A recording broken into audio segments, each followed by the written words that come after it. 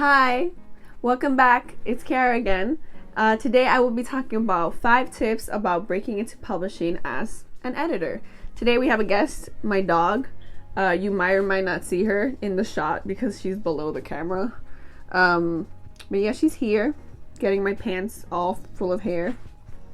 I have an adorable little, she's not really little, but she is an Australian Shepherd mini. And she will be in future videos. I will make full videos just on her. Right, Bailey? Her name is Bailey. Okay, back to the topic. So if you see me looking to this side of the screen, it's because I have notes on this side. But yes, a little about me. I am Kiara, as I said in the beginning. I have been in the publishing industry for about 3 years and 8 months or so. Oh, you're popping off? You're leaving? Oh. You might see her here. Okay, stay right there.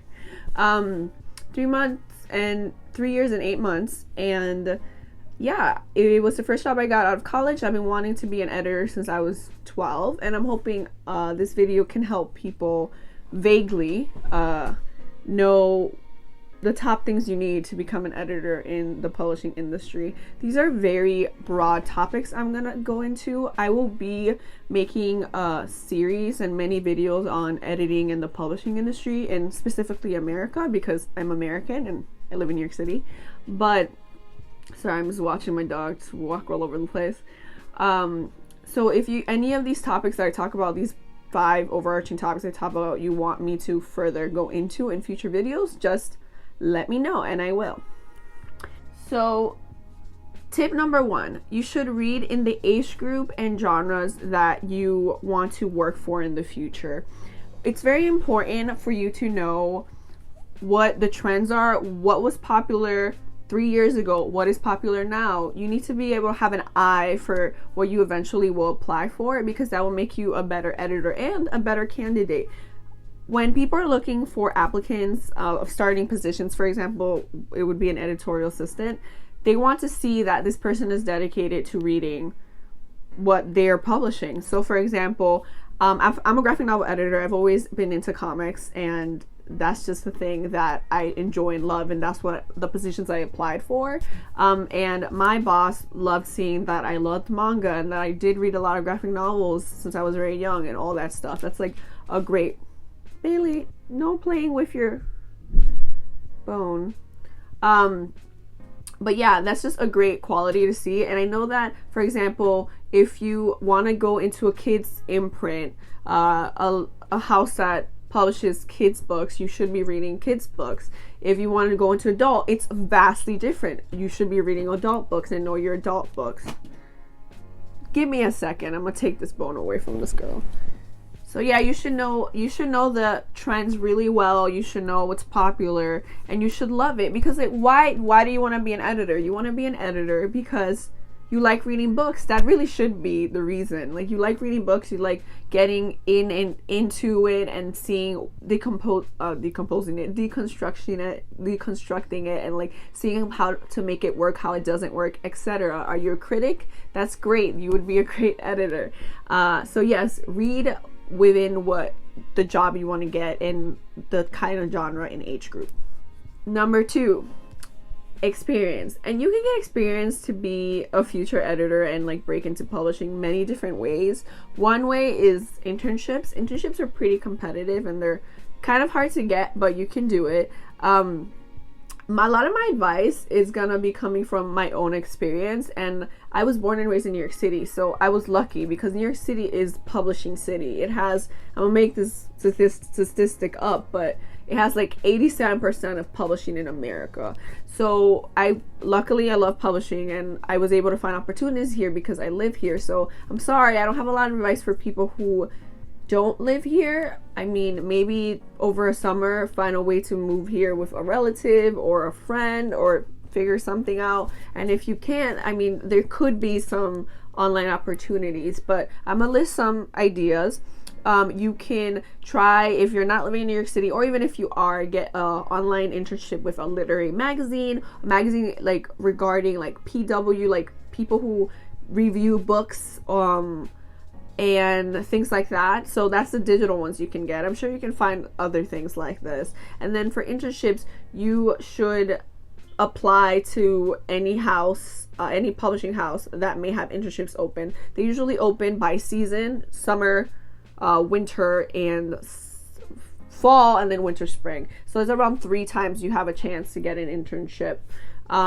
And they're competitive, but you like should be reading and know and have that. But all you really have to show, and most people have to show if they're a student and applying for an internship, is that they have passion and that their grades are good. So I mean, you have that going for you.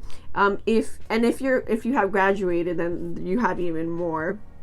You have your degree and everything else, and you don't need to be an English major. I know people that are editors that come from all backgrounds. They did econ, or they did psychology, they went to art school, things like that. You just need to have a passion for books. So that's one. So I said literary magazines, online, try to just, even if you can just read better, a friend that's gonna be a writer, like start your own little circle where you like edit other people's stuff, just get your feet wet. So that's really the point. Like, getting experience could be in many different forms. I know I wasn't lucky, I busted my ass, but I did many internships, 3 of them being in publishing before I got hired. And I really wouldn't be where I am today if I didn't get those internships. And my internships weren't in editorial, all 3 of them. One of them was, but the other 2 were in other departments. I just wanted to get the scope of what publishing was like. And that's really how internships help you. They get you behind the scenes and get you knowing the industry better and being to talk about it more knowledgeable, be more knowledgeable about it and stuff like that. You can get also an internship with an agency. I have a friend who was an intern and then a part-timer with a literary agency. And literary agents are do a lot for an author, but they also edit their manuscript and things like that. So you would getting a lot of the skills that you would use later on.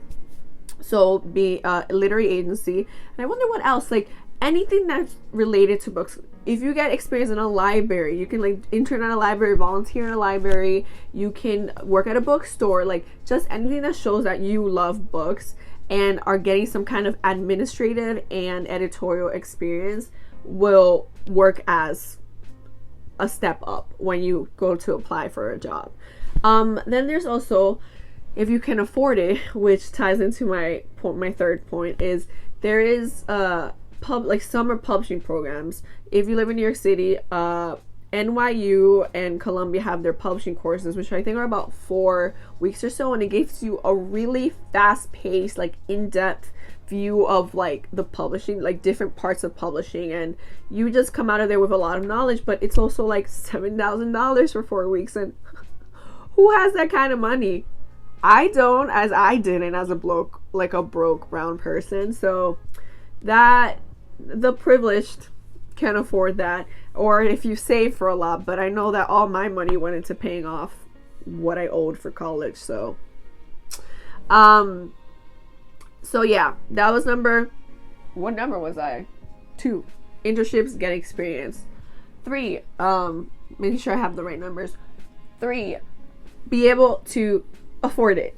That's really weird to say, like, be able to afford the industry you're going to, but publishing does not pay a lot of money. It doesn't pay great. Like, you can do it, I'm doing it, people do it, but it doesn't pay great. So you should know that you are going to be living in a hella expensive city while not getting enough money to be living in a hella expensive city. Like, I was lucky enough to not graduate with loans, and I live in a crappy apartment in a cheaper neighborhood, and I don't know, like, you just need to, a lot of my friends budget really well, like take on extra jobs, things like that. It's hard, especially in the beginning, to be able to afford to work in publishing because they do not pay enough. But it's a double-edged sword.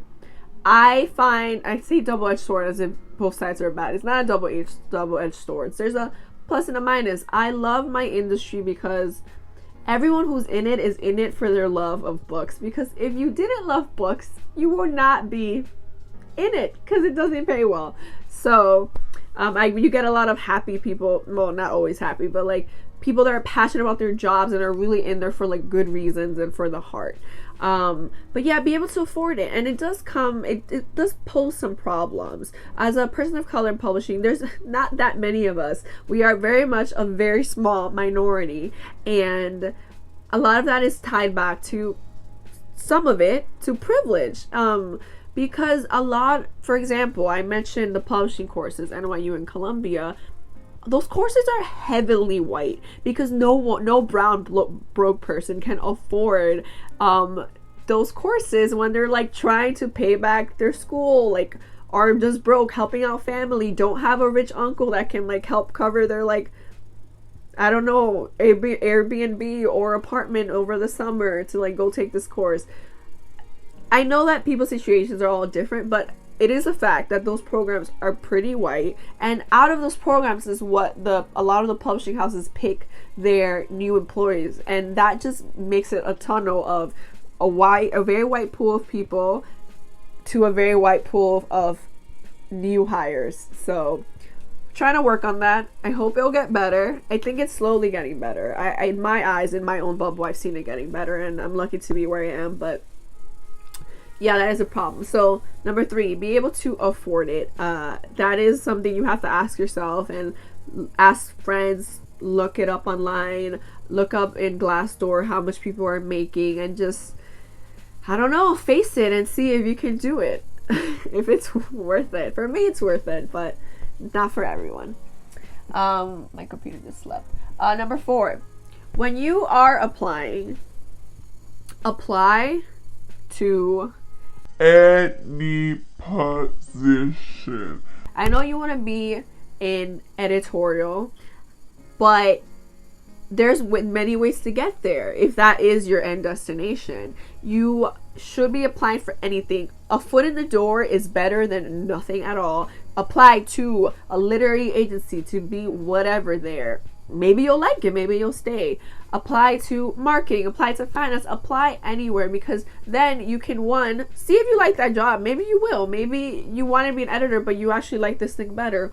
Or that can help you learn the background, like learn the behind the scenes and learn how the industry works and be able to jump your way into editorial 6 months to a year later. So accept any job, because just getting in the door in general when it comes to publishing is one of the hardest, I think, feats. And then after that, you can try to move to the specific thing you want to do, which might just be editorial. And 5, so you got hired. Congrats, you got hired. Oh my God, that took so much work. I'm so proud of you. You can do it. I did it. I got my dream job right out of college after busting my ass, but right out of college, and I'll talk about that in future videos. But you did it. You did it. I did it. You can do it too. So you got hired. How do you stay in the industry? So I'm not even joking. It's no joke. Burnout in publishing is a problem. People drop like flies. The pay is low a lot of the times. The stress is high. It's a lot of work. Boundaries are blurred between work and play. It's a lot, and I'm sure it's a lot in many different industries, but I think there's specific things to publishing, starting with the fact that it's a struggle, like week by week, you know. So how do you prevent burnout? And I will have future videos hopefully like addressing maybe more specifically things I do to prevent burnout and to decompress when I'm not in work mode.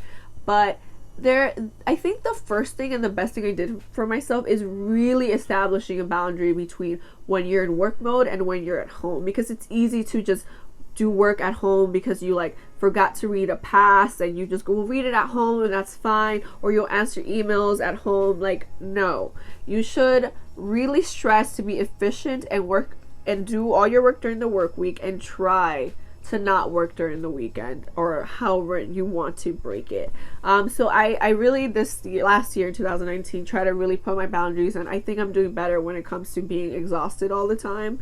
And I'm still working on it. There's still a lot of things that burn me out, and I'm trying to address and move forward, but just prevent burnout. You want to keep going strong.